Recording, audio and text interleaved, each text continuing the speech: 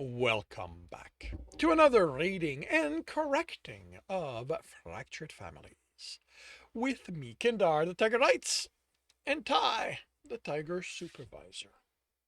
These are where I read a chapter from one of my stories and correct it as I go. If you want to listen to these live, it's every Tuesday morning, 8 a.m. Eastern Time on Twitch. And if you're looking to support me, that is on my Patreon. Today we're doing chapter 43 of Fractured Families. The panel next to the hangar door was flashing yellow, which couldn't be a good sign considering how things had gone from the moment they'd arrived. But Alex was too drained to listen in on the system. He'd find out what needed fixing soon enough. When he stood before it, the display above the flashing light read "Recompression in progress." Who had decompressed the hangar, and why just didn't matter now. He looked at Tristan, standing there, hunched, eyes glazed over. Mary shook her head. There hadn't been any changes in him while they walked. He should have at least had he should have had at least one mood swing in the time it took them to cross the ship. With a sigh, he connected to the terminal. Whoever caused the decompression could have laid another trap for them. He removed the message and looked at the code, the voice of the system not calming him as it normally did. "Hey, Crimson," a digitized voice said, and he went on alert, sending probe. "Good to see you in here." He noticed the open communication port as he readied the attack programs. A seer? Who else would still be functional? He almost told her about Golly, but he couldn't risk it. Asir was a nice enough person, but she was a pirate. She'd look for a way of making use of what Golly could do now. "How's Nat?" he asked, giving his program instructions. "Really? You're going to play that game? Her name is Pat, and you know me well enough to recognize my syntax." "It's been a long time, Asir." "It evolved. I'm too tired to wade through it to find your base syntax."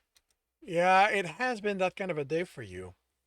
Alex nodded. "How are you? Ender said he shut down the Gully's com? That's back up, I see." "That's the least he arranged. Most of his people are in the brig at the moment. I expect that with him dead, they'll be dropped off at the next port." "I'm glad you're okay. What happened to the hangar? How long until we can go in?" "Just a few minutes. But your ship isn't there. Anders voided it to kill the previous captain. He shut down the gravity, and the system was set up to throw the ships out or something. I haven't really looked into that yet. Way more important things to deal with right now. By the way, your ship might have been damaged. I tried contacting it, and it isn't responding. The scan tells me everyone's alive, but it's mostly dead." That feels like something Anders would do. Overkill always seemed to be his method. "Ship's fine. I only left life support running for Jacoby and the man Anders left in there. I'll reactivate it." "How sure are you that the previous captain's dead?" "Well, your ship's the only one registering life signs, so unless he's some life form that can't be detected, he's dead." Alex looked at Tristan. He couldn't tell if he'd made the connection from Captain to Justin. He hadn't reacted at all.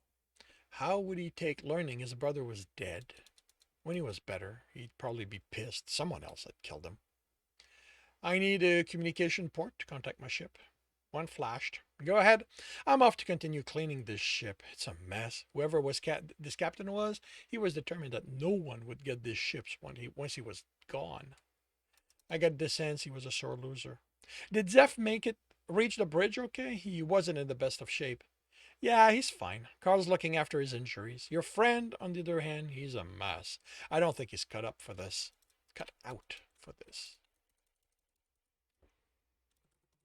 I don't think he's cut out for this. He isn't my friend, and that's too bad because he made the choice. If he tries to get out after this, it's going to take a lot of work. You could help him, you know. There isn't anything in it for me." The ship responded, and he set the code to start it back up. "Jacoby, how are you holding up?" "A little banged up," the reply came after a slight delay, "but I'm okay." "Banged up? Did the gravitic fail?" he asked as he checked the diagnostic. "No, the people in here got restless. I needed to put them in their place. Shove them, really." You can tell them Anders is dead. Actually, don't.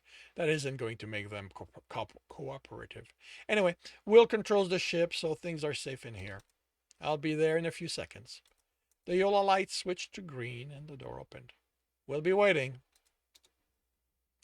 Tristan didn't react to his touch and only started moving when Anders pulled on his arm. He watched the ship land and was halfway there when the ramp lowered. A handful of Anders' men walked out, hands tied behind their back, face and clothing bloodied. Jacoby had a few fading bruises. You weren't kidding when you said you shoved them. Any dent in the walls that I'll have to get fixed? None of them have skulls that were that thick. Just no common sense. They think because I'm 3 or 4 times they're older than they are that I'm going to be a pushover. Kids these days. Alex nodded. Get the ship ready. Once Mary has Tristan settled in, we're leaving. Jacoby glanced at Tristan, then studied him, concern on his face. What about the rest? Vic and that bounty hunter, Will and his woman? Will has the Sayatoga, so he'll arrange for them to get where they want to go. Mary, too. So we don't need to drop anyone off on Mobius? Jacoby asked, hopeful. Alex nodded, and Jacoby brightened as he headed in. Asir, are you listening? I am, but I'm a little busy keeping life support alive, so can't help much. Just let Will know he has the rest of Ender's men waiting in the hangar. He's going to want to send someone to get them before what's left of the ship's security does. Will do. Alex let Tristan inside, and Mary hurried ahead. She had the medical bed out of the wall when he reached her. He had Tristan lie down on it and received no protestation. He looked at his Somalian and was so drained he couldn't even muster the energy to feel the pain anymore. I'll be right back, he told Mary. If you're done before that, don't go anywhere. She eyed him wearily but nodded. He climbed the ladder to his room and took the case from a cabinet. He opened it and looked at the Somalian statue in it. If he had more energy, he'd be screaming, letting out his justified anger at everything he considered its fault.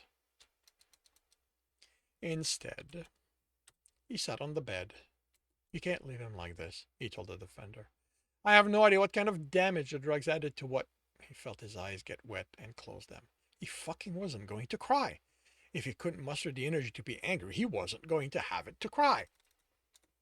I don't know if this is your idea of a joke or part of a greater plan. I don't even know if I believe in any of this anymore, but you owe me?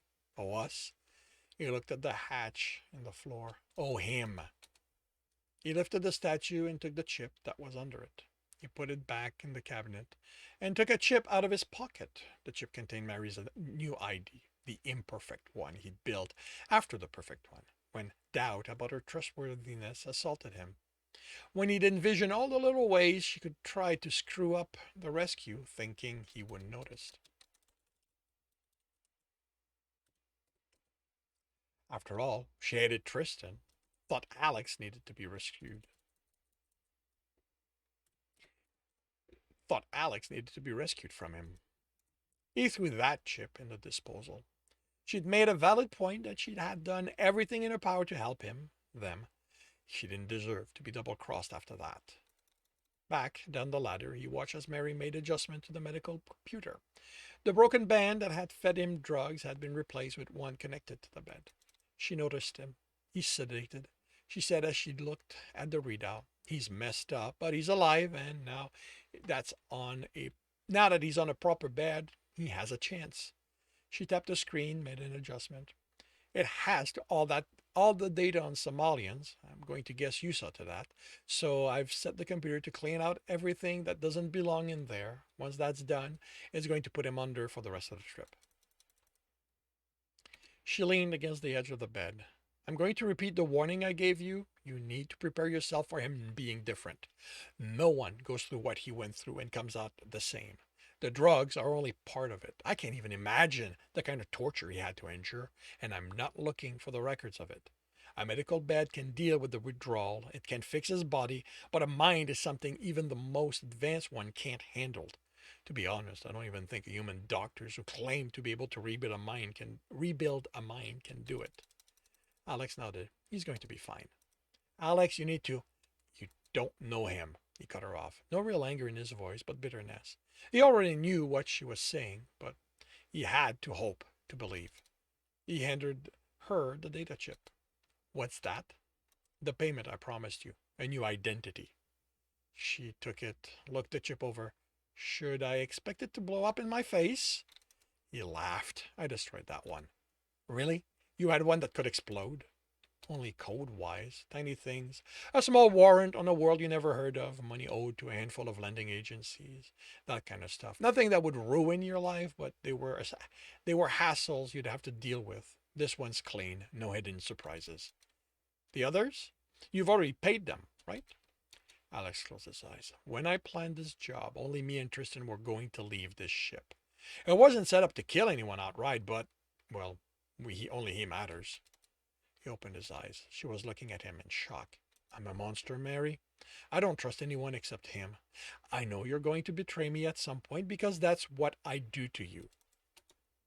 She looked at Tristan and her face hardened. You can't blame him for that. I'd become like this before I met him. He just sharpened it to a mono edge. And now? Now we go our separate way. She took out her data pad and inserted the chip. Marybeth? Really? Alex shrugged. I figured you didn't want to have to get used to a brand new name. This way, you can just say you prefer Mary. I kept the background mostly like yours, minus the crimes. The only big thing you'll have to memorize is that you're now from Celeric. Where is that? Middle of nowhere, mid-level planet, with an education system comparable to Bromolian 6, which reminds me you can't ever go back there. You are too well known by the law, and I can't remove you from their database, not with how paranoid they are. You left school because of a death in your family. There's a bank account linked to the identity with enough money so you can go back to medical school if that's what you want, or you can live off of it for a few years. It's up to you. She read some of the entries and looked at him in shock again. You didn't have to do all that. I mean, you promised me an identity, but you could have stuck to the minimum, a name and a few lines of background. I don't do anything halfway, Mary. He smiled and nodded to Tristan. You can blame him for that, too.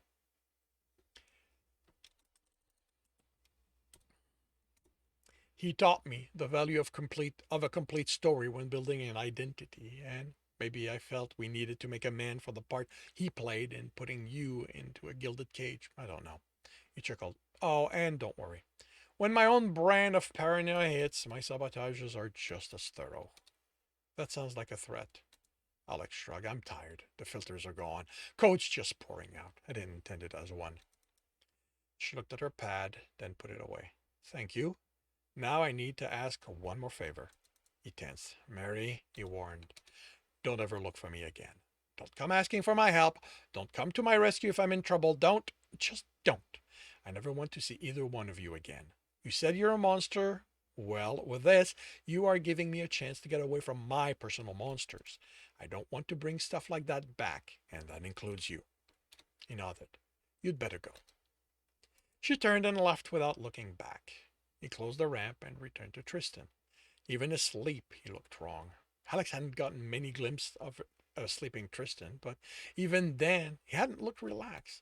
Tristan never let his guard down, not even in sleep. He wanted to climb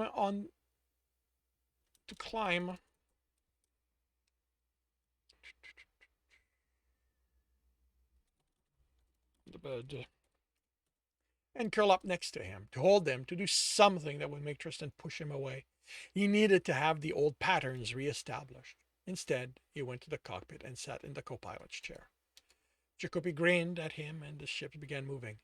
I have the coordinates set in for home. In a few hours, subjective, we'll be able to put all this behind us. Alex entered a new set of coordinates. Jacoby frowned at the change. Where is that? Where we're going. What are you talking about? Jacoby entered commands and information came up. The plans was to rescue Tech and go home. Jacoby was lucky Alex was so tired. He felt the desire to plant a knife through the man's heart for bringing up that name, but he couldn't get his hand to move. Didn't Jacoby understand there was no Tech? No, of course not. Tristan's mask were just that good. How long had he seen Jack, even after the beating? Victor still saw Simon. So he came with a reason. He came for He came with, wait, what? So he came with for a reason, came up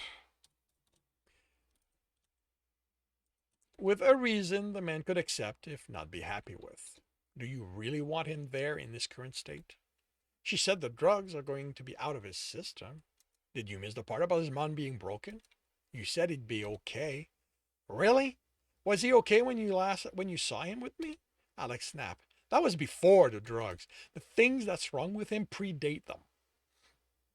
He pointed to the planet with the information scrolling on next to it. That's where we're going to find the cure for him. What's in Somalia that Cornelius can't do? Cornelius can't do anything for him. Alex, Somalia isn't even a human world. What are they going to have?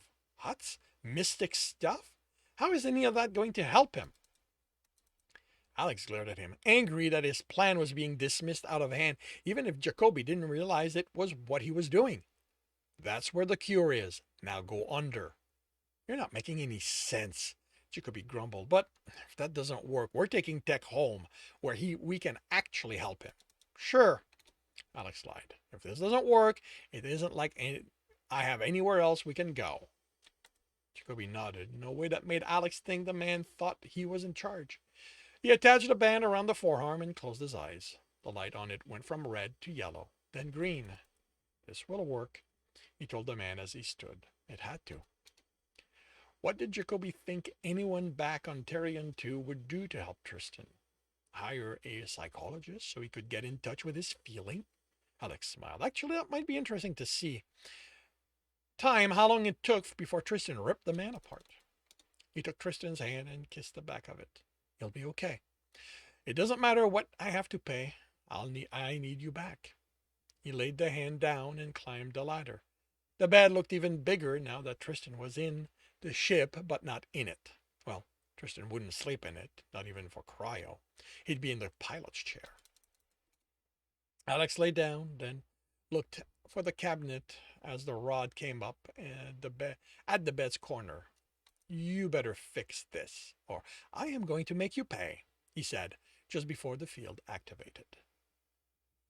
And this concludes chapter 43 of Fractured Families. If you are enjoying this, please leave a like. If you want to know when the next chapter is going to be up, subscribe and hit the bell. If you want to read the book as well as the others in the series, they are available at all major e-retailer. If you want a different way to support me, that is on my Patreon, where you can also get access to just about everything else I've written. And if you want to listen to these live, it's every Tuesday morning, 8 a.m. Eastern Time on Twitch. The links are in the notes, and with that, I shall wish you a good day.